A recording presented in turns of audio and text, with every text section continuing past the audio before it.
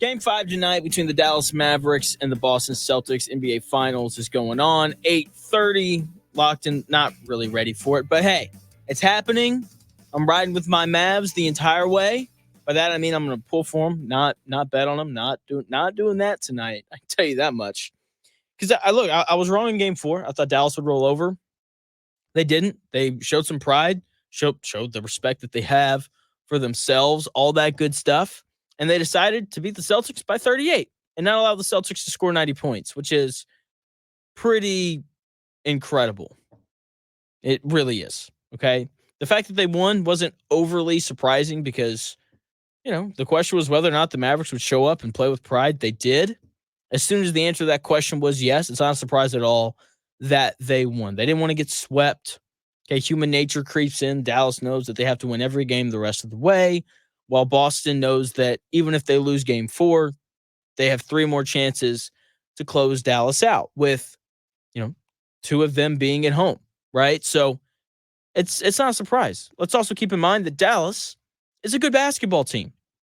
Let's also keep in mind that Luka Doncic and Kyrie Irving are great players. Like, it's not entirely surprising that they won a game here. What is surprising, though, is that Dallas won by 38. They won by 38 points, which is just utterly insane. Something else that's utterly insane. The Celtics pulled their starters before the third quarter even ended. It was an absolute blowout. The Mavericks came out and defended at a level we hadn't seen them defend at the entire series. Luka was good defensively. He didn't complain the whole game. Caveat on that, the officiating was good for Dallas.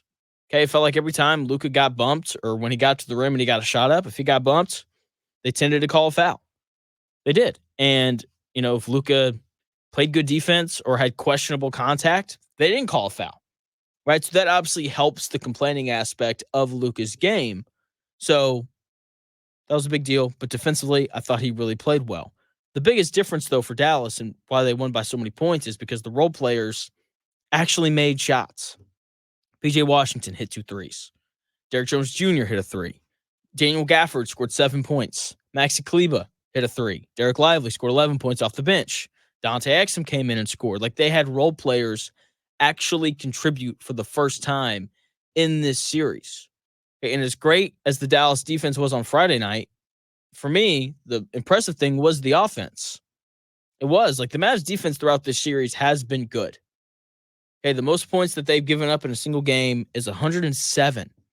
The issue has not been the defense. The issue has been on the offensive side of the ball, and they finally got it going on Friday night. Okay, and this is just the world that we live in. Whenever a team down 3-0 wins a game, everyone acts like that team has a chance to win the series. And look, I'm not one of those people. I'm not going to sit here and act like the Mavericks are going to come back from down 3-0, but there is a chance that they could do it. In order for a team to come back from down 3-0, 2 things have to happen. The team down 3-0 has to have the best player in the series, and you have to catch a break. Okay, when the Cavaliers came back from down 3-1 to beat the Warriors in the finals in 2016, those 2 things were the case. The Cavaliers had the best player in the series in LeBron James, and they caught a break with Draymond Green being suspended for Game 5 of that series. And when I look at this year's NBA Finals between the Mavericks and the Celtics, Luka Doncic has clearly been the best player in this series. I know there have been complaints about Luka's defense, but he's been good defensively in this series, okay? Going into Game 4, so before the Mavs surrendered 84 points to Boston, the Mavericks had a defensive rating of 105 when Luka was on the floor. That's pretty darn good. It is, right? And then obviously, in order for Dallas to potentially come back, they have to catch a break.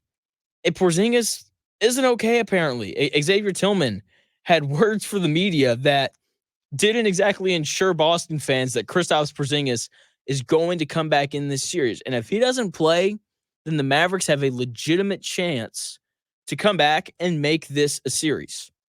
Here is Celtics backup center Xavier Tillman talking about Kristaps Porzingis' injury and the potential of him coming back at some point during this series. I mean, we'll see. Obviously, like they said, it's a rare leg injury. So obviously, if he's going through excruciating pain where he can't be his best, it might not be worth it. Did the whole team kind of have an idea that he was really a break glass in case of emergency, or maybe would come in a rare circumstance in Game 4? Or since he was active, did you think he could play? I don't know. I mean, when we go through our practice and stuff like that, he's doing some stuff, but you can still tell that he's very uncomfortable. So, like I said, we don't want to put him in any type of situation that could really hurt him. Do you see improvement as each day goes on, or it's still kind of Well, a tough thing? yeah, it's been pretty much the same. I'm not a trainer either, so yeah. That was Xavier Tillman, backup center for the Celtics, a guy who's been seeing a steady number of minutes since that Porzingis injury in Game 2. That was him talking about Kristaps Porzingis. Is he going to come back? Are we going to see him again in this series? What's kind of the game plan going forward for Porzingis? And based out of everything that Xavier Tillman just said, things do not exactly sound great for Boston in terms of Kristaps Porzingis coming back. And I think it's pretty obvious from what we saw in the first 1.5 games of the series before Porzingis came back that Boston just goes to an entirely new level when he plays and when he is available. And look, he's listed as questionable tonight. I think there's a possibility that Xavier Tillman was just blowing smoke. I think there's also a possibility that the Celtics put him down as questionable so that the Mavs would be slightly concerned with whether or not he's going to play.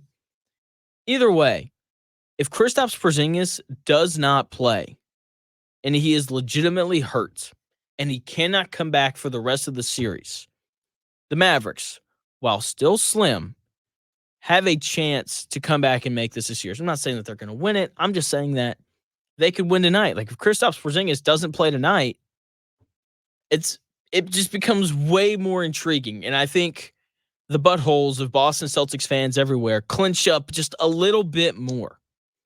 Because if you've watched every minute of the series like I have, ever since Kristaps Porzingis went out in Game 2, the Dallas Mavericks offense has been so much easier.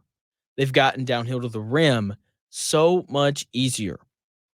And, Derek Lively has really kind of dominated Al Horford just because he's so much more athletic, right? That's why he's seen more minutes in these past couple games compared to Daniel Gafford. But the other part of this is when Xavier Tillman enters the game, there has to be this sigh of relief and this excitement for the Dallas Mavericks.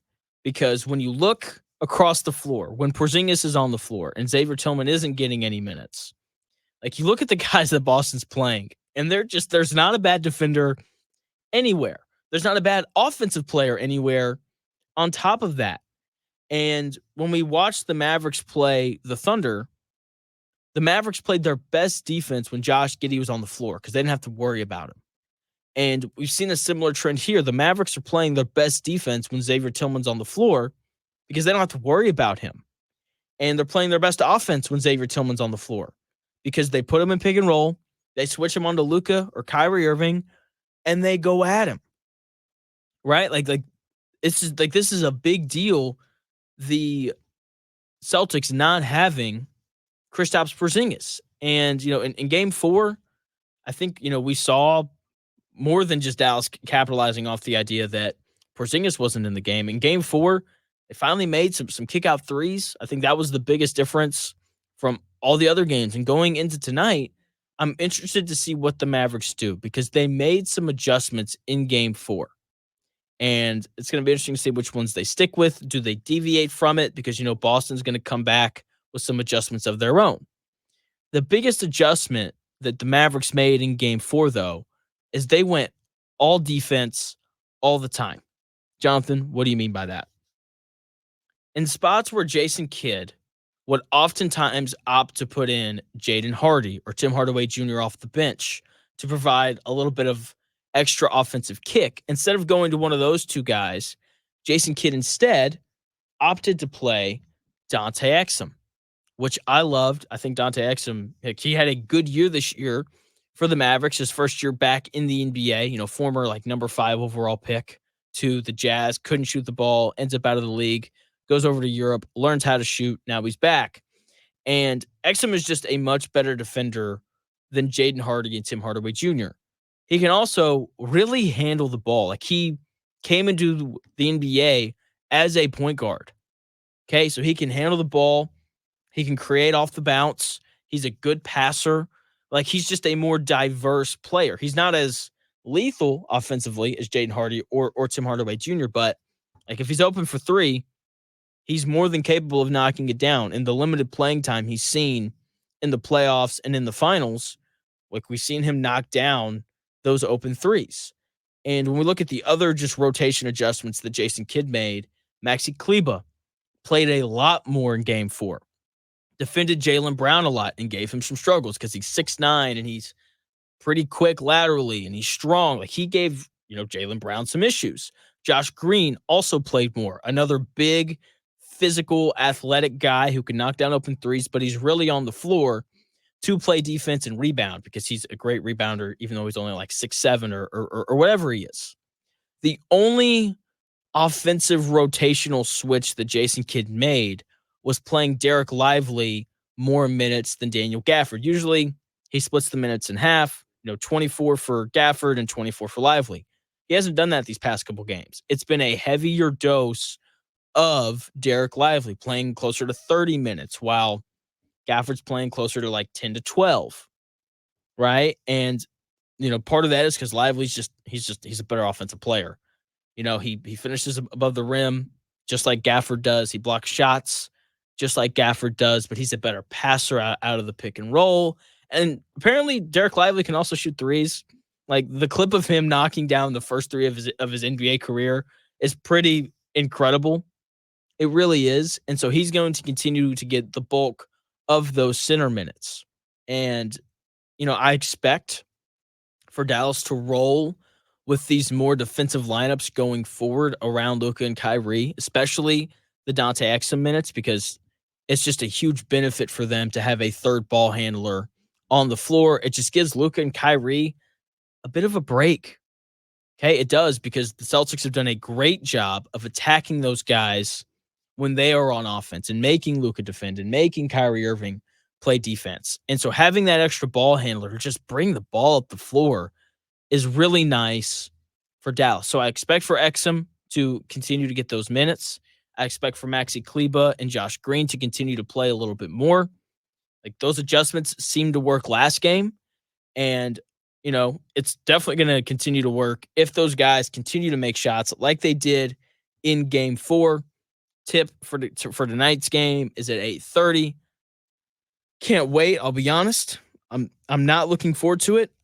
I really expect for the Celtics to win tonight and to end it. Boston's, they're going to get ready to put up banner number 18. They're favored by 6.5 points tonight. Wouldn't be surprised in the slightest if they cover. Don't know if I'm going to bet the game tonight yet. Probably not, just because I don't want to bet against my Mavericks. But if I was to, I'd definitely be taking Boston -6.5.